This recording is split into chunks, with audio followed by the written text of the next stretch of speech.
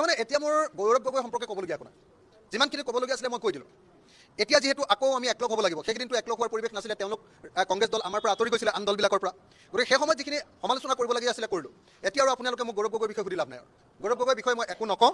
গৌৰৱ গগৈ, ভূপেন বৰা, ৰকিবুল হুছেইন, প্ৰদ্যুৎ বৰদলৈ, এই আটাইবিলাকক লগত লৈ, অখিল গগৈ, লুৰিণ গগৈ, অজিত ভূঞা, সকলোবিলাকক লগত লৈ, CPI, CPM, CPIML সকলোবিলাকক লগত লৈ, আঞ্চলিক দল, বামপন্থী দল, ৰাষ্ট্ৰীয়তাবাদী দল, যিমানবিলাক ফেচিবাদ বিৰোধী দল আছে, সাম্প্ৰদায়িকতাবাদ বিৰোধী দল আছে, অসমখনত সকলোৱে একেলগে আগবাঢ়ি যাব বিচৰা দল আছে, সকলো দলকে এতিয়া স্বাগতম জনাইছোঁ। এতিয়া আমি কংগ্ৰেছৰ বিৰুদ্ধে এটাও শব্দ নকওঁ। আপোনালোকে মোক সুধি থাকি লাভ নাই আৰু।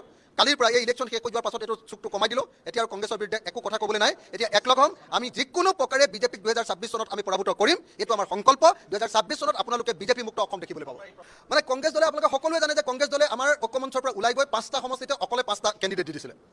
কিন্তু 5টা কেণ্ডিডেট দি দিয়াৰ পাছত কি হ'ল সকলোৱে জানিলে, 5-0 হ'ল, 0 পালে কংগ্ৰেছে। গতিকে এতিয়া কংগ্ৰেছে যদি এতিয়া এনেকৈ থাকে